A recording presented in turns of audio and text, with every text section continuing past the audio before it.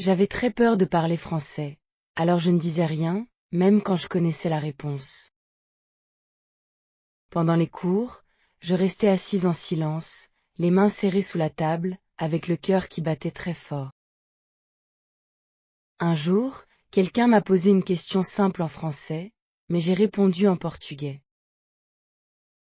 C'était comme si je n'avais jamais appris le français. Et pourtant, aujourd'hui, je vous parle en français avec liberté et avec joie. Je veux vous raconter comment j'ai traversé cette épreuve. Mais avant de continuer, mon ami, dites-moi dans les commentaires, depuis quel pays regardez-vous cette vidéo?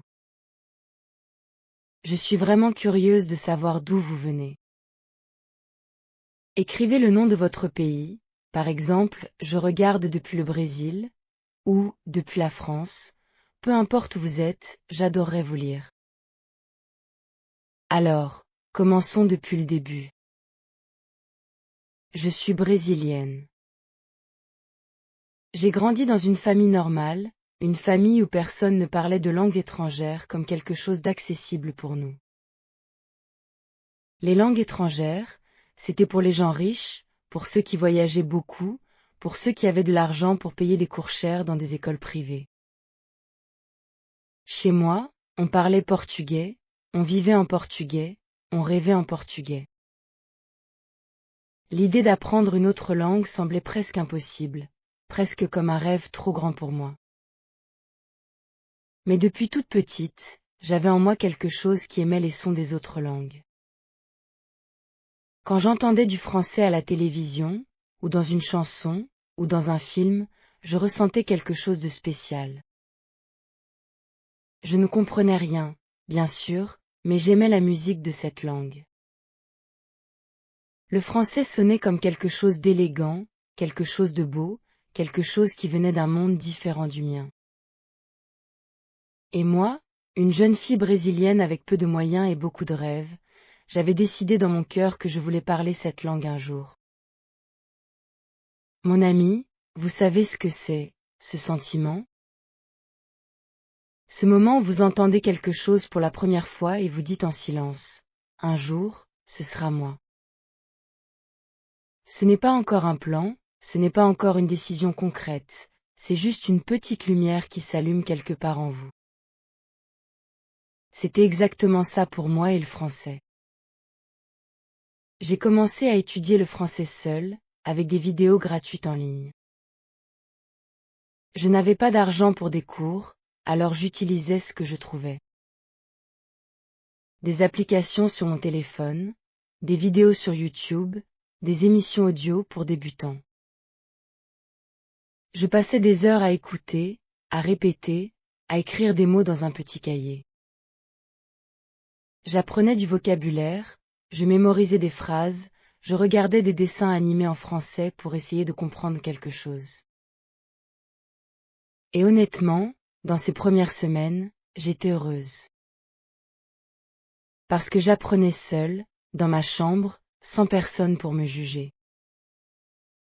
Je pouvais faire des erreurs, répéter les mêmes mots 100 fois, prononcer mal sans conséquence. Personne ne me regardait, personne ne riait. C'était le français et moi, dans un espace privé et sûr. Mais vous savez ce qui s'est passé? J'ai commencé à progresser dans ma tête, mais pas dans ma bouche. Je pouvais lire des textes simples, je comprenais des phrases de base, je savais beaucoup de vocabulaire. Mon niveau de compréhension grandissait.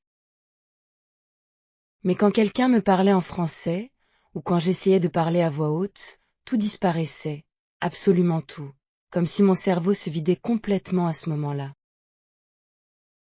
Mon ami, est-ce que vous avez déjà vécu ça? Vous étudiez, vous croyez que vous progressez, et puis le moment de parler arrive et vous devenez une autre personne? Une personne qui ne sait plus rien, qui oublie même les mots les plus simples. Oui, c'était exactement ce que je vivais. Et pendant longtemps, je ne savais pas pourquoi. Je pensais que c'était parce que mon niveau n'était pas assez bon. Je me disais, je dois étudier encore plus, apprendre encore plus de grammaire, mémoriser encore plus de vocabulaire, et après ça, je pourrais parler. Alors j'étudiais encore plus. Et le résultat était exactement le même. Toujours ce blocage dès que je devais ouvrir la bouche. Un jour, j'ai rejoint un groupe en ligne pour les apprenants de français. C'était un groupe de personnes du monde entier qui apprenaient le français ensemble. Il y avait des séances où les gens pouvaient parler, faire des conversations, pratiquer ensemble. Et moi, je regardais ces séances sans jamais participer. Je lisais les messages dans la discussion écrite, je mettais des petits cœurs sur les commentaires des autres, mais je ne disais vraiment jamais rien. Les autres membres du groupe parlaient, même mal, même avec beaucoup d'erreurs, et ils progressaient à vue d'œil.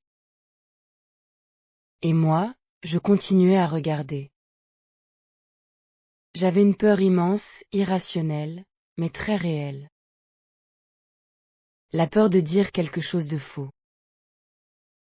La peur de mal prononcer.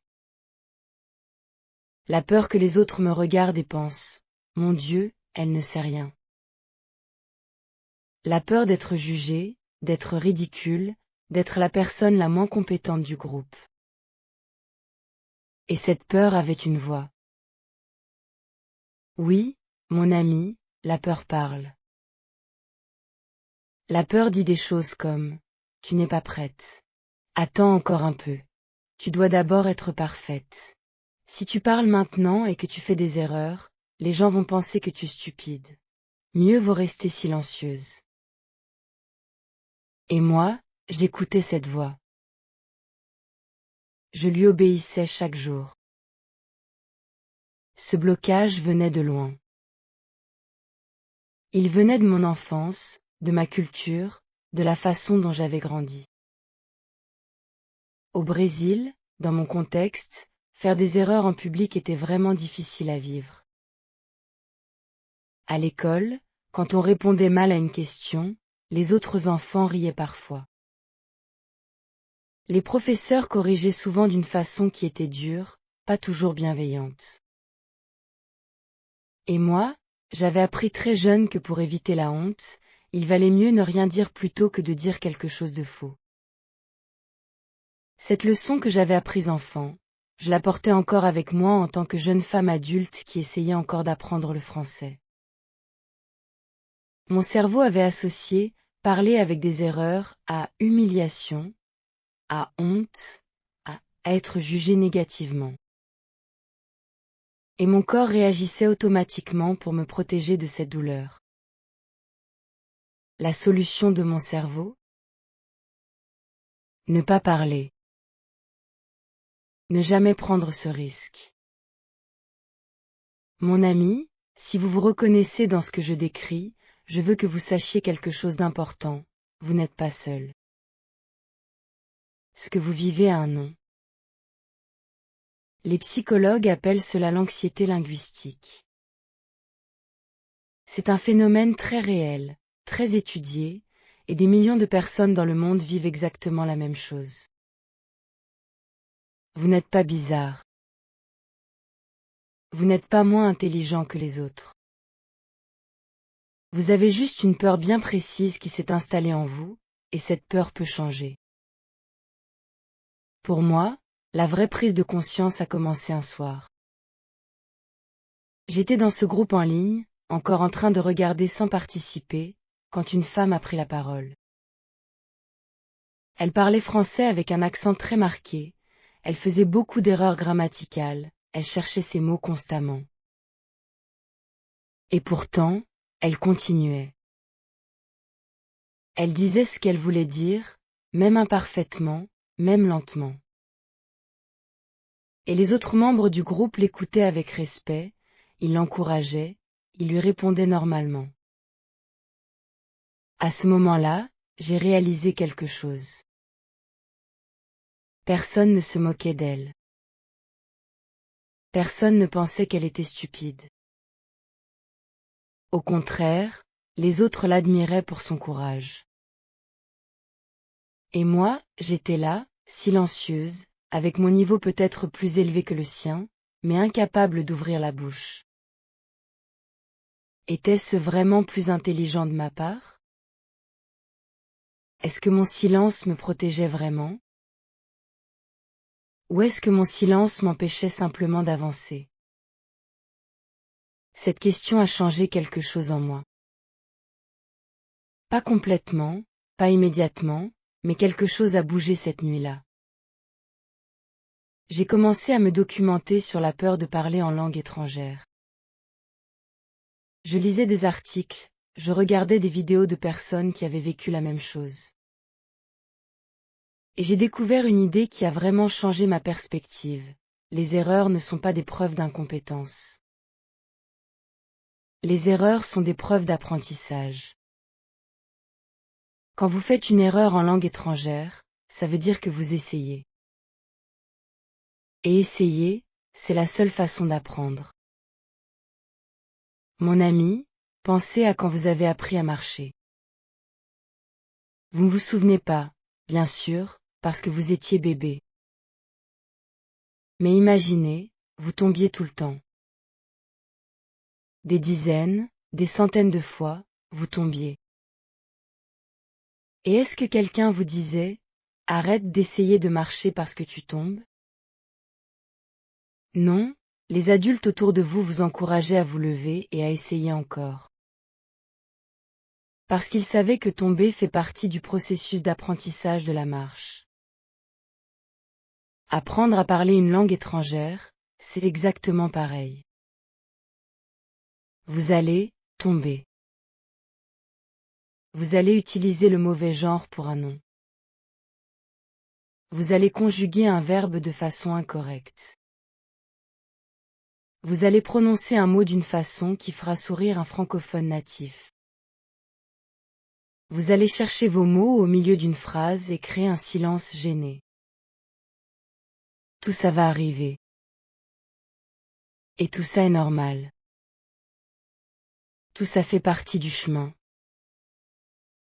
La différence entre les gens qui arrivent à parler une langue étrangère et ceux qui n'y arrivent pas, ce n'est pas l'intelligence. Ce n'est pas le talent naturel. C'est la capacité à accepter ces moments difficiles et à continuer quand même. Voilà ce que j'ai compris intellectuellement. Mais comprendre quelque chose dans sa tête et le vivre dans son corps, c'est très différent. Je savais maintenant que mes peurs n'étaient pas logiques. Je savais que faire des erreurs était normal. Mais quand venait le moment de parler, la peur revenait quand même. Forte, paralysante, concrète. Alors j'ai décidé d'adopter une nouvelle stratégie. Plutôt que d'attendre de ne plus avoir peur, j'allais agir malgré la peur. Je n'allais pas faire semblant que la peur n'existait pas, ni essayer de l'éliminer complètement avant de commencer. J'allais simplement continuer à avancer avec elle. Ma première étape a été très petite, très petite. J'ai décidé que dans ce groupe en ligne, j'allais écrire un message en français dans la discussion écrite. Juste un message, sans parler à voix haute ni faire une présentation, simplement écrire quelques mots. J'ai passé presque 20 minutes à écrire 3 phrases. 3 phrases simples. Bonjour tout le monde.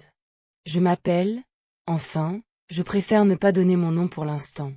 Je suis brésilienne et j'apprends le français depuis 6 mois. Et j'ai appuyé sur « Envoyer ». Mon cœur battait comme si j'avais fait quelque chose d'extraordinairement dangereux. Et les réponses ont été simples et encourageantes. Bienvenue. Super.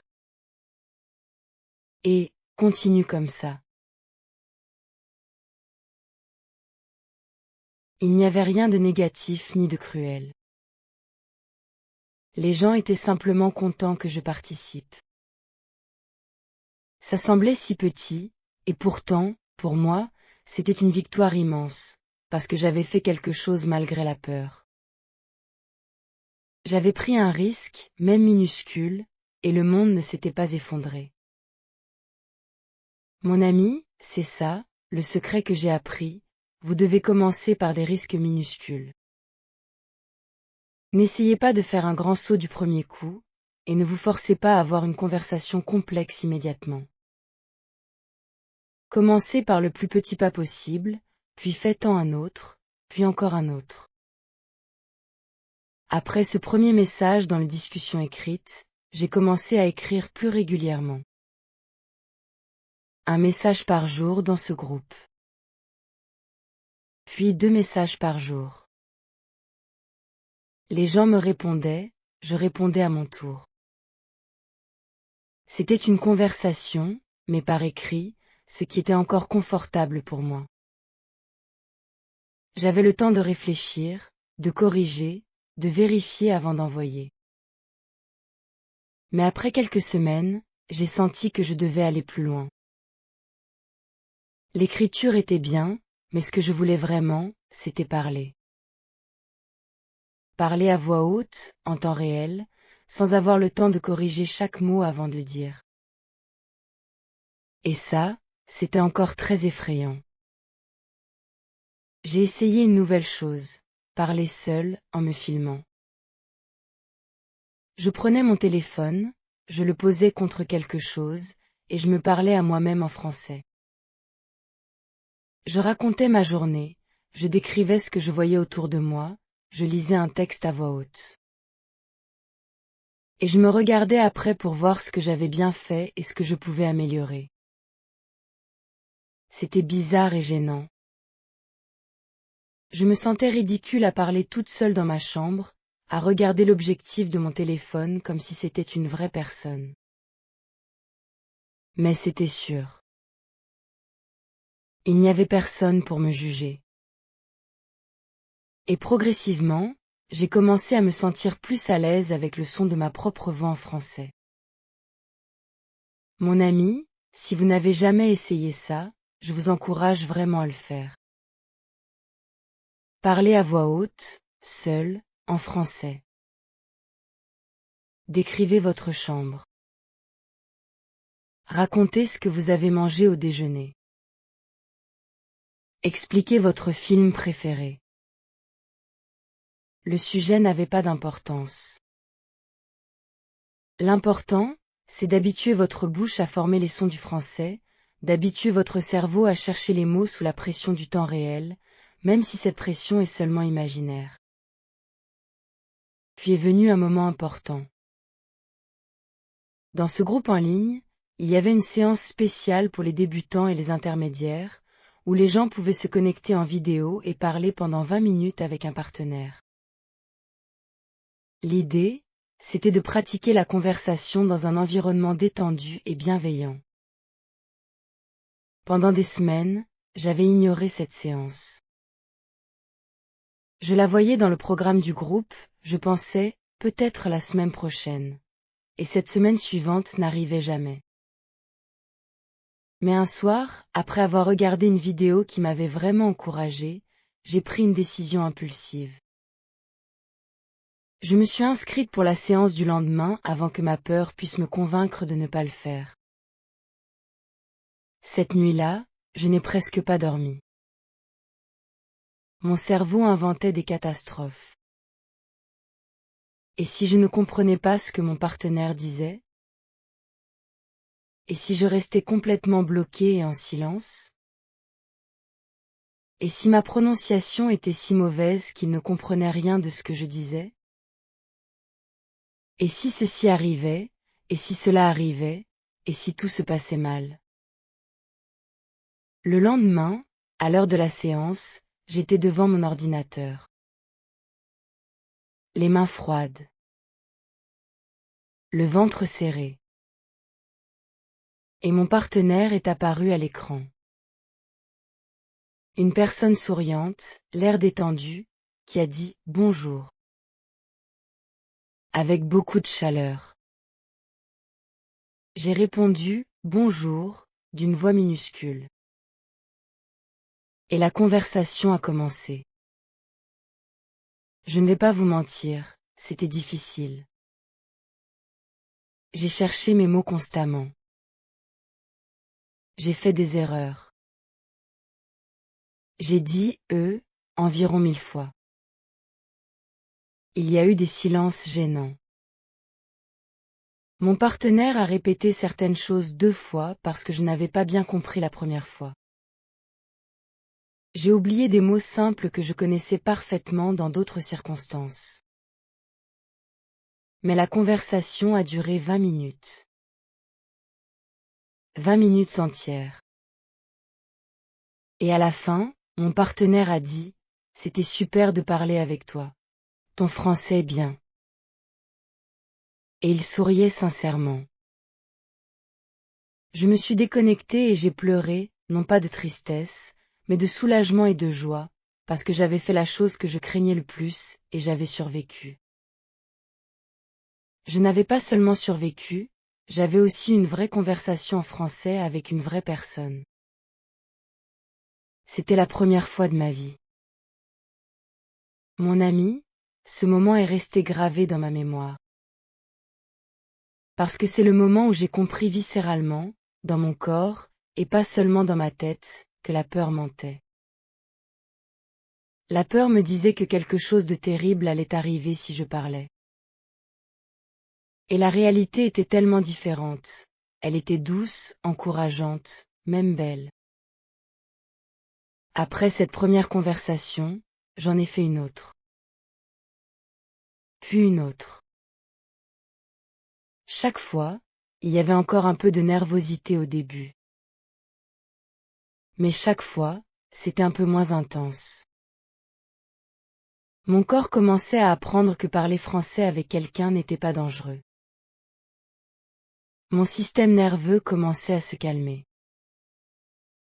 J'ai aussi commencé à analyser ma peur d'une façon différente. Quand la peur disait « tu vas faire des erreurs et les gens vont te juger », je commençais à me poser une question simple. Et alors, qu'est-ce qui va vraiment se passer? Et honnêtement, quand je me posais cette question, je réalisais que les conséquences réelles étaient minimes. Au pire, quelqu'un allait corriger mon erreur. Au pire, il y aurait un moment de gêne. Au pire, la conversation serait un peu maladroite. Ce n'était pas une catastrophe. Ce n'était pas la fin du monde. Et j'ai commencé à développer ce que j'appelle mon vocabulaire de survie. Ce sont des phrases que vous pouvez utiliser quand vous cherchez vos mots, quand vous n'avez pas compris quelque chose, quand vous avez besoin de temps pour réfléchir. Des phrases comme « je ne suis pas sûre de comment dire ça en français, mais… » ou « est-ce que vous pouvez répéter plus lentement, s'il vous plaît ?» ou « comment dit-on, en français ?» ou « je cherche le mot, attendez ». Mon ami, ces phrases sont vos meilleures amies quand vous parlez français. Elles vous donnent du temps. Elles montrent que vous êtes actif dans la conversation même quand vous cherchez vos mots. Et surtout, les francophones natifs utilisent ce genre de phrases eux-mêmes dans leur propre langue quand ils cherchent leurs mots. Ça fait partie de toute conversation normale. Je veux aussi vous parler d'une chose très importante que j'ai apprise sur la perception. Quand nous parlons une langue étrangère, nous avons souvent l'impression d'être bien pire que nous le sommes réellement. Nous entendons nos erreurs avec une intensité énorme. Nous sommes hyper conscients de chaque imperfection, de chaque hésitation. Mais la personne en face de nous n'entend pas les mêmes choses que nous.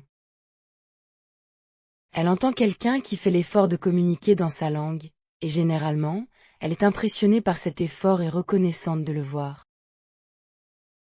J'ai réalisé ça grâce à une expérience simple. J'avais enregistré une de mes conversations en français et je l'avais envoyée à une amie qui apprenait le français elle aussi. Elle n'était pas dans la conversation, elle l'écoutait de l'extérieur. Et son retour m'a surprise. Elle m'a dit, tu parles bien, pourquoi tu dis toujours que tu es nul? Elle n'avait pas remarqué la moitié des erreurs que j'entendais moi-même quand je réécoutais l'enregistrement. Ça m'a fait beaucoup réfléchir. Nous sommes nos propres critiques les plus sévères. Nous nous jugeons avec une loupe, alors que les autres nous voient normalement, avec des yeux bienveillants. Mon ami, est-ce que vous faites ça aussi?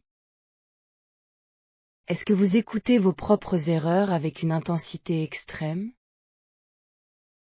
Est-ce que vous pensez être bien pire que vous ne l'êtes en réalité? Je vous invite à questionner cette perception. Peut-être que votre niveau est meilleur que ce que vous croyez. Il y a aussi quelque chose d'important sur la culture brésilienne que je dois mentionner, parce que ça a beaucoup affecté mon rapport au français. Au Brésil, ou du moins dans mon contexte culturel, les gens sont souvent très expressifs, très chaleureux, très directs dans leurs interactions sociales. Et quand j'ai commencé à apprendre le français, j'avais l'impression que cette expressivité naturelle ne passait pas bien dans la langue. Le français me semblait plus formel, plus distant, et j'avais peur de paraître trop exubérante ou inappropriée. Mais j'ai appris que la chaleur humaine, l'enthousiasme, la sincérité, ces choses n'ont pas besoin d'être traduites parfaitement. Elles passent à travers le ton de votre voix, votre sourire, votre énergie. Même si vos mots ne sont pas parfaits, si vous êtes sincère et chaleureux, les gens le sentent. Et ça crée une connexion qui va au-delà de la perfection grammaticale. Progressivement, j'ai commencé à intégrer ma personnalité brésilienne dans mon français. Au lieu d'essayer de devenir quelqu'un de différent quand je parlais français, j'ai appris à être moi-même dans cette langue. Et paradoxalement, ça m'a rendu beaucoup plus à l'aise, parce que je n'essayais plus de jouer un rôle, je parlais juste comme moi, avec les mots que j'avais en français. Mon ami, je veux aussi vous parler du rôle crucial de la régularité dans ce processus. Beaucoup de gens pensent qu'il faut des séances d'études longues et intensives pour progresser. Mais j'ai découvert que la régularité est beaucoup plus importante que l'intensité. 30 minutes de pratique chaque jour sont bien plus efficaces que 4 heures seulement en fin de semaine. Pourquoi est-ce plus efficace? Parce que votre cerveau a besoin de répétitions régulières pour consolider ce qu'il apprend. Il a besoin de revenir aux mêmes structures, aux mêmes mots, aux mêmes sons encore et encore, jusqu'à ce qu'ils deviennent automatiques. Quand quelque chose est automatique, vous n'avez plus besoin d'y penser consciemment. Et quand vous n'avez plus besoin d'y penser, vous pouvez consacrer votre énergie mentale à d'autres choses, comme construire vos idées, écouter votre interlocuteur, trouver le bon mot pour exprimer quelque chose de nuancé. Pour moi, la pratique régulière signifiait écouter du français chaque matin pendant que je me préparais, lire quelques phrases en français pendant ma pause déjeuner, regarder une courte vidéo en français le soir, et au moins une conversation par semaine avec quelqu'un en français. Ce n'était pas toujours parfait ni toujours aussi régulier que je le voulais. Mais globalement, le français faisait partie de ma vie quotidienne. Et peu à peu, les choses ont changé. Les mots venaient plus facilement. Les structures grammaticales que j'avais mémorisées commençaient à sortir naturellement, sans que j'aie besoin de les calculer. Ma compréhension orale s'améliorait et je n'avais plus besoin que les gens parlent aussi lentement. Il y a eu un moment précis où j'ai réalisé que quelque chose de fondamental avait changé. J'étais en conversation vidéo avec quelqu'un, et à un moment, cette personne a dit quelque chose et j'ai ri spontanément. Pas parce que j'avais traduit la blague dans ma tête, pas parce que j'avais analysé les mots. J'avais simplement compris et ri, comme on fait naturellement dans sa propre langue. C'était un moment petit en apparence, mais pour moi, c'était immense. Ça voulait dire que le français commençait à exister directement dans mon cerveau, sans passer par la traduction. Mon ami, ces petites victoires sont précieuses. Célébrez-les, surtout quand vous comprenez une blague pour la première fois. Quand vous rêvez en français. Quand vous pensez à un mot en français avant de le penser en votre langue maternelle. Quand vous regardez un film en français et que vous n'avez pas besoin des sous-titres pendant plusieurs minutes. Ce sont des signes que la langue s'installe vraiment en vous. Ne les ignorez pas. Je veux aussi vous parler d'une erreur que j'ai faite longtemps et que beaucoup d'apprenants font. Attendre d'être prête pour pratiquer la conversation. J'attendais d'avoir un niveau parfait avant de commencer à parler. Je me disais, je dois d'abord finir ce cours, apprendre ces 500 mots supplémentaires, comprendre parfaitement les temps du subjonctif, et après je pourrai parler. Le problème, c'est que ce moment où l'on se sent enfin prêt, n'arrive jamais si vous n'avez pas commencé à pratiquer la conversation. Parce que la conversation en elle-même est une compétence qui s'apprend par la pratique, et pas uniquement par l'étude théorique. Vous pouvez connaître tous les mots du dictionnaire et toutes les règles de grammaire et quand même être incapable d'avoir une conversation fluide, parce que la fluidité s'apprend en conversant. C'est comme apprendre à nager. Vous pouvez regarder des vidéos sur la technique de la nage, vous pouvez lire des livres sur comment positionner vos bras, vous pouvez regarder des nageurs professionnels pendant des heures. Mais si vous n'entrez pas dans l'eau, vous ne saurez pas nager. Il faut entrer dans l'eau, même si c'est inconfortable au début, même si vous avalez de l'eau, même si vos mouvements ne sont pas parfaits. Mon ami, entrez dans l'eau. Commencez à parler maintenant, avec le niveau que vous avez aujourd'hui. Pas plus tard, pas quand vous vous sentirez prêt ou prête, mais maintenant, avec toutes vos imperfections et tous vos mots manquants. Parce que chaque conversation, même difficile, même imparfaite, vous apprend quelque chose que l'étude seule ne peut pas vous apprendre. Un autre aspect que je n'attendais pas dans ce parcours, c'était la question de l'identité. Quand vous parlez une langue étrangère, vous n'exprimez pas seulement des mots, vous exprimez aussi une partie de vous-même. Et, au début, cela peut être déstabilisant, parce que votre personnalité dans cette nouvelle langue semble différente de votre personnalité dans votre langue maternelle. En portugais, je suis quelqu'un de drôle, d'expressif, quelqu'un qui aime raconter des histoires avec beaucoup de détails et de gestes. En français, au début, j'étais quelqu'un de beaucoup plus calme, plus simple, parce que mes moyens d'expression étaient limités. Je ne pouvais pas raconter des histoires compliquées parce que je n'avais pas encore les mots. Je ne pouvais pas faire des blagues parce que l'humour en langue étrangère est l'une des choses les plus difficiles à maîtriser. Et ça me frustrait. J'avais l'impression d'être une version appauvrie de moi-même quand je parlais français. Une version moins intéressante, moins vivante. Mais j'ai appris à voir ça différemment.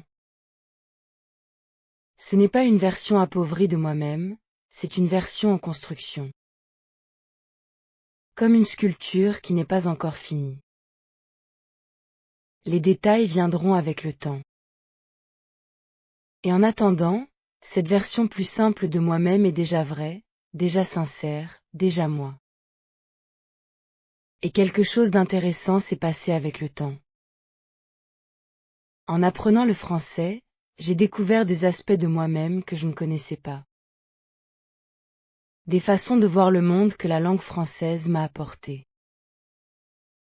Des concepts que le français exprime différemment du portugais et qui m'ont fait réfléchir à des choses autrement.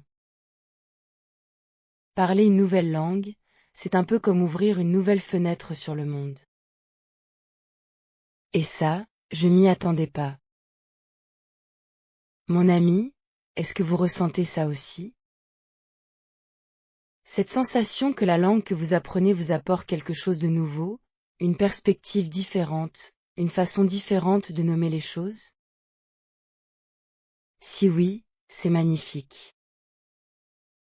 Et si vous ne l'avez pas encore ressenti, ça viendra.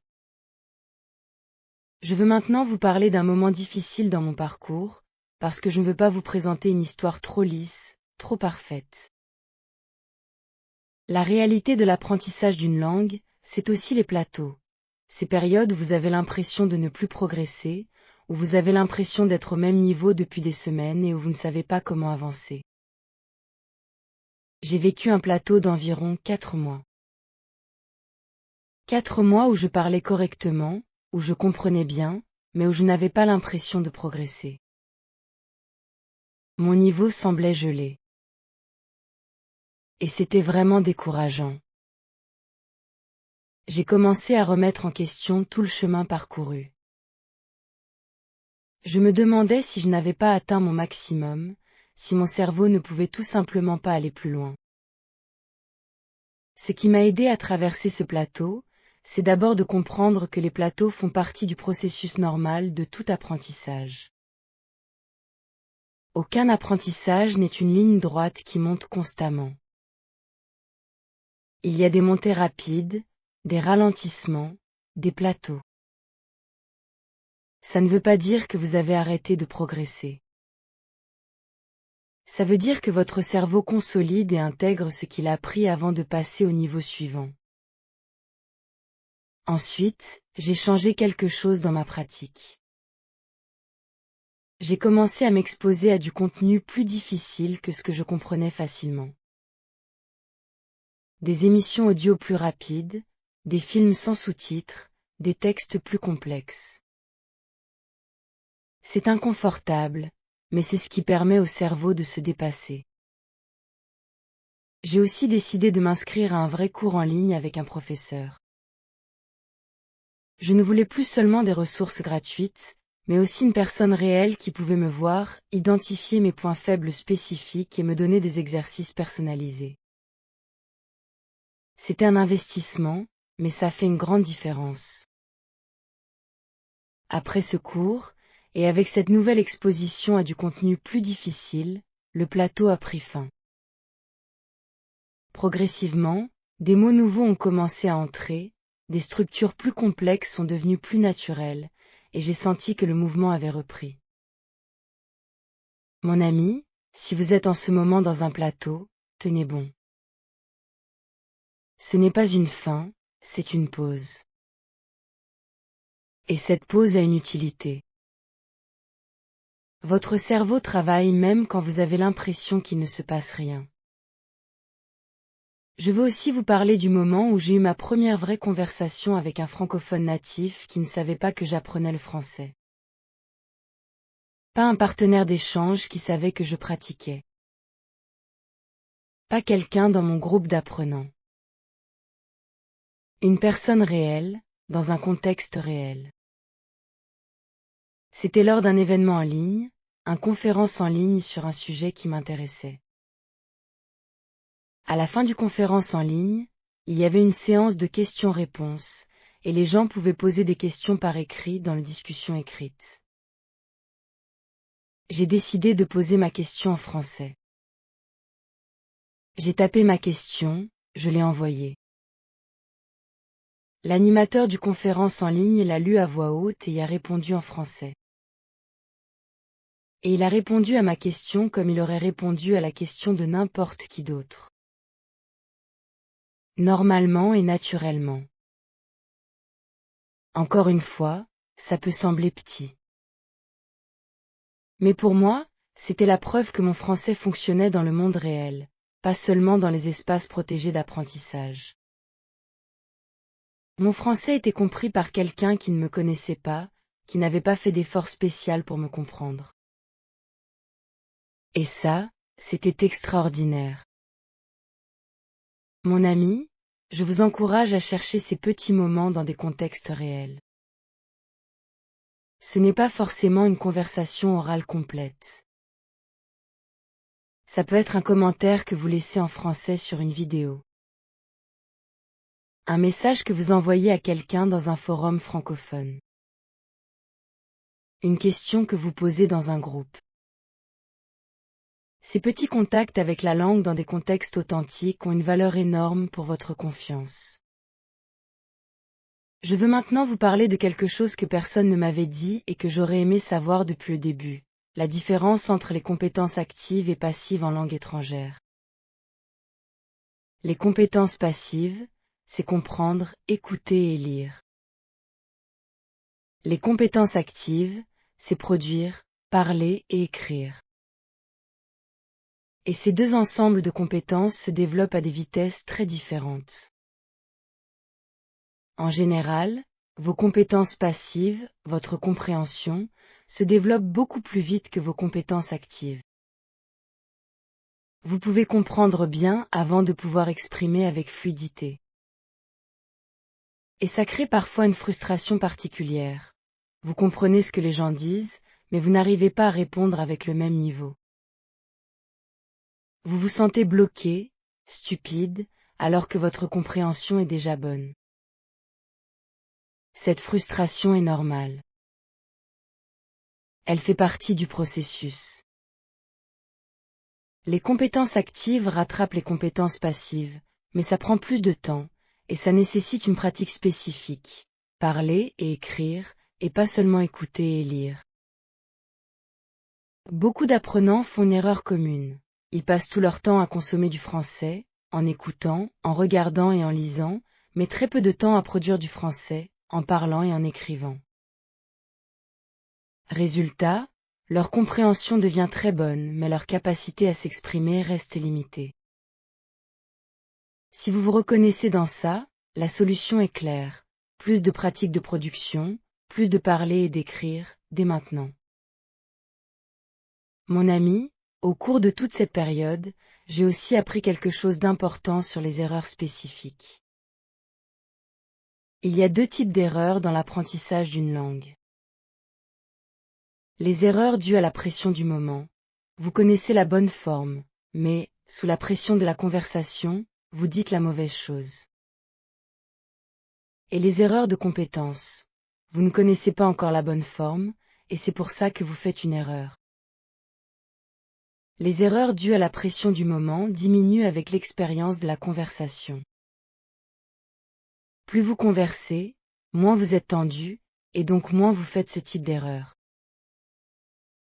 Les erreurs de compétence, elles, nécessitent de l'étude et de la pratique ciblée pour être corrigées. Pendant longtemps, je confondais les deux. Je pensais que toutes mes erreurs venaient d'un manque de connaissances, et donc je revenais toujours à l'étude théorique. Mais en réalité, beaucoup de mes erreurs venaient du pression de la conversation, pas d'un manque de connaissances. Et la solution pour ces erreurs-là, c'était de converser plus, pas d'étudier plus. Une autre chose importante que j'ai découverte, c'est l'importance d'un environnement de soutien. Je ne parle pas seulement d'un professeur ou d'un partenaire d'échange, je parle d'une communauté. D'un groupe de personnes qui comprennent ce que vous vivez, qui sont sur le même chemin que vous, qui peuvent célébrer vos victoires et vous soutenir dans vos moments de découragement. Ce groupe en ligne que j'avais rejoint est devenu vraiment important pour moi. Voir d'autres personnes dans le même processus, voir leurs progrès, partager les miens, demander des conseils, donner de l'encouragement à quelqu'un qui en avait besoin, tout ça a créé un sentiment d'appartenance qui m'a vraiment aidé à continuer. Parce qu'apprendre une langue seule, c'est possible, mais c'est beaucoup plus difficile. L'apprentissage est fondamentalement social. Les langues existent pour connecter les gens. Et apprendre une langue dans l'isolement total, sans jamais l'utiliser avec d'autres humains, c'est comme apprendre à jouer d'un instrument sans jamais jouer de musique. Mon ami, si vous n'avez pas encore trouvé votre communauté d'apprenants, cherchez-la. Cette communauté existe. Il y a des groupes sur les réseaux sociaux, des applications d'échange linguistique, des espaces de discussion, des clubs de conversation. Ces espaces sont précieux.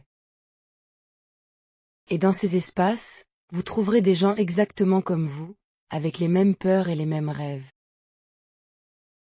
Je veux aussi aborder quelque chose qui me semble crucial et qu'on ne discute pas assez, l'attitude envers votre accent. Depuis le début, j'avais peur de mon accent brésilien en français. Je pensais que mon accent révélait immédiatement que je n'étais pas native, que mon accent était une sorte de marqueur de mon infériorité dans cette langue. Mais j'ai changé de perspective. Mon accent n'est pas un défaut. Mon accent est une partie de mon identité.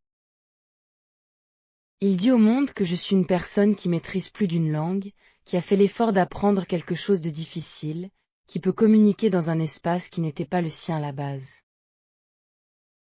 Mon accent brésilien dans mon français, c'est quelque chose à célébrer, pas à cacher. Bien sûr, il y a une différence entre un accent naturel et une prononciation qui rend la compréhension difficile. Si votre accent fait que les gens ne comprennent pas ce que vous dites, c'est utile de travailler sur votre prononciation pour plus de clarté. Mais travailler sur la clarté est différent d'essayer d'éliminer toute trace de votre origine. Ce dernier objectif est non seulement presque impossible, mais aussi inutile. Les gens qui parlent mieux une langue étrangère ne sont pas ceux qui ont réussi à effacer tout accent. Ce sont ceux qui communiquent avec clarté, naturel et confiance, peu importe leur accent. Mon ami, acceptez votre accent. Il est unique. Il est à vous. Et dans beaucoup de cas, les gens trouvent les accents étrangers charmants, pas gênants. Je voudrais aussi vous parler d'une stratégie très concrète qui m'a beaucoup aidé, la méthode des petits objectifs. Plutôt que d'avoir comme objectif général, parler couramment le français, j'avais des objectifs très spécifiques et mesurables pour chaque semaine ou chaque mois. Par exemple, cette semaine, je vais apprendre 10 mots liés aux émotions et les utiliser dans au moins 2 conversations. Ou, ce mois-ci, je vais regarder 10 épisodes de cette série en français sans sous-titres. Ou, aujourd'hui, je vais faire une conversation de 5 minutes en français sans passer au portugais même quand je cherche mes mots. Ces petits objectifs sont motivants parce qu'ils sont atteignables. Vous pouvez les accomplir et ressentir le plaisir de la réussite. Et chaque petite réussite vous donne l'énergie pour continuer vers le prochain objectif. L'objectif, parler couramment, est beau, mais il est si grand et si loin qu'il peut être décourageant. Les petits objectifs sont le chemin qui vous amène là, une étape à la fois. Mon ami, quel est votre prochain petit objectif en français? Pensez à quelque chose de spécifique, quelque chose que vous pouvez accomplir dans la prochaine semaine. Pas quelque chose de trop grand, pas quelque chose d'impossible. Quelque chose de réel et d'accessible pour vous là où vous en êtes maintenant. Je veux aussi vous parler d'un outil qui m'a beaucoup aidé et qu'on n'utilise peut-être pas assez, tenir un journal en français. Pas un journal parfait avec des phrases parfaites. Un journal réel, quotidien, dans lequel j'écrivais en français comment je me sentais, ce qui s'était passé dans ma journée, ce que je pensais. L'avantage du journal, c'est que c'est un espace entièrement privé où vous pouvez vous exprimer sans pression. Personne ne lira ça sauf vous. Alors vous pouvez écrire n'importe comment, avec des erreurs, avec des mots manquants que vous remplacez par du portugais quand vous n'avez pas le mot en français, avec des phrases qui ne sont pas parfaites grammaticalement. Avec le temps, ce journal est devenu un espace de liberté. Un espace où je m'exprimais vraiment, où j'utilisais le français pour parler de choses personnelles et importantes pour moi, pas seulement pour des exercices académiques. Et cette connexion entre le français et mes pensées profondes a rendu la langue plus réelle pour moi. Elle est devenue plus intime et plus mienne. Mon ami, essayez le journal en français. Même juste quelques phrases par jour. Écrivez ce que vous pensez, ce que vous ressentez, ce que vous avez fait. C'est un exercice simple mais puissant. Je dois aussi vous parler de la fatigue cognitive. Quand vous parlez une langue étrangère, surtout au début, votre cerveau travaille beaucoup plus intensément que d'habitude. Vous devez simultanément comprendre ce qu'on vous dit, trouver les mots pour répondre, construire des phrases grammaticalement correctes, prononcer correctement, et continuer à écouter pendant que vous formulez votre réponse. Tout ça en même temps. Et c'est épuisant. Et j'ai compris que cette fatigue était normale. Après une conversation en français d'1 heure, je me sentais vraiment fatiguée, comme si j'avais fait un effort physique. Ce n'était pas de la faiblesse, c'était simplement mon cerveau qui faisait un gros travail. Cette fatigue diminue progressivement à mesure que les éléments deviennent automatiques. Quand vous n'avez plus besoin de calculer chaque phrase, quand les structures viennent naturellement, la charge cognitive diminue. Mais au début, soyez indulgent avec vous-même. Si vous êtes épuisé après une conversation en français, c'est normal. Reposez-vous, puis recommencez le lendemain. Mon ami, je touche maintenant la fin de mon histoire, mais pas la fin de mon voyage. Le français est toujours quelque chose que je continue d'apprendre, que je continue de pratiquer, que je continue d'approfondir. La peur n'a pas complètement disparu non plus.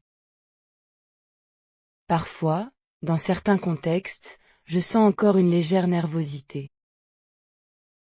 Mais cette nervosité n'est plus paralysante. Elle est devenue gérable. Elle est devenue une information utile qui me dit que je suis en train de faire quelque chose qui m'importe vraiment. Et la relation que j'ai avec le français aujourd'hui est quelque chose de beau. C'est une langue que j'aime. Une langue dans laquelle j'ai des conversations qui m'ont appris des choses sur moi-même et sur le monde. Une langue qui m'a ouvert des portes. Une langue qui, au début, me faisait trembler, et qui maintenant me fait sourire. Je pense souvent à cette jeune fille brésilienne qui restait silencieuse pendant des cours entiers, les mains serrées sous la table, qui répondait en portugais quand on lui parlait en français parce qu'elle avait trop peur. Et je lui dirais, tu as raison d'avoir peur.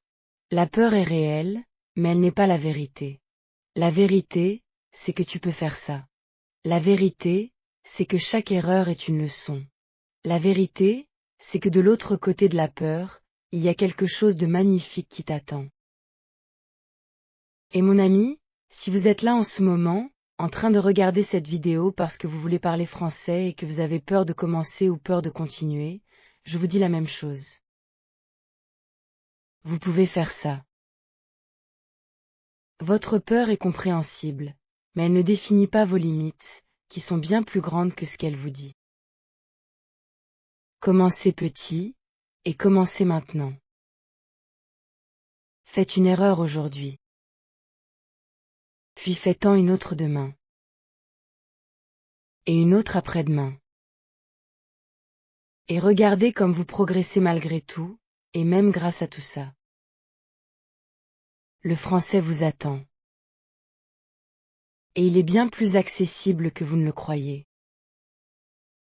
Il y a une phrase que j'aime beaucoup et que j'ai trouvée pendant mes recherches sur l'apprentissage des langues. Elle dit quelque chose comme « La fluidité n'arrive pas quand vous arrêtez de faire des erreurs. Elle arrive quand les erreurs n'arrêtent plus de vous faire peur. » Mon ami, c'est ça que je vous souhaite. Je ne vous souhaite pas la perfection ni l'absence d'erreurs, mais la liberté de parler malgré les erreurs. La capacité de vous exprimer avec tout ce que vous avez, aujourd'hui, maintenant, et d'accueillir chaque imperfection comme une étape de plus sur ce magnifique chemin qu'est l'apprentissage d'une langue. Vous êtes déjà en train de faire quelque chose d'extraordinaire en apprenant le français. Chaque minute que vous consacrez à cette langue est un investissement dans une version de vous-même qui peut communiquer avec des millions de personnes supplémentaires dans le monde. Qui peut lire des livres, regarder des films, voyager, travailler, aimer dans une nouvelle langue. C'est immense, vraiment immense. Alors continuez, même les jours difficiles, même les jours où vous n'avez pas envie, même les jours où vous avez l'impression de tout oublier et de ne pas progresser, parce que ces jours-là font partie du chemin autant que les autres. Et si un jour vous vous sentez découragé, si un jour la peur revient trop forte, revenez ici. Rappelez-vous cette jeune femme brésilienne qui avait tellement peur qu'elle n'osait pas dire un seul mot. Et regardez où elle est aujourd'hui. Ici, en français, avec vous. Merci, mon ami, d'avoir pris le temps de m'écouter jusqu'à la fin. Ça me touche vraiment que vous soyez là. Si cette vidéo vous a aidé, si vous avez reconnu quelque chose de votre propre expérience dans ce que j'ai partagé, dites-le moi dans les commentaires. Et si vous avez des questions, posez-les, je lis tout et je réponds à tout ce que je peux. Et n'oubliez pas de partager cette vidéo avec quelqu'un qui apprend le français et qui a peut-être besoin d'entendre ce message aujourd'hui. À très bientôt, mon ami. Et continuez à parler français, même imparfaitement, même avec la peur, et surtout avec la peur.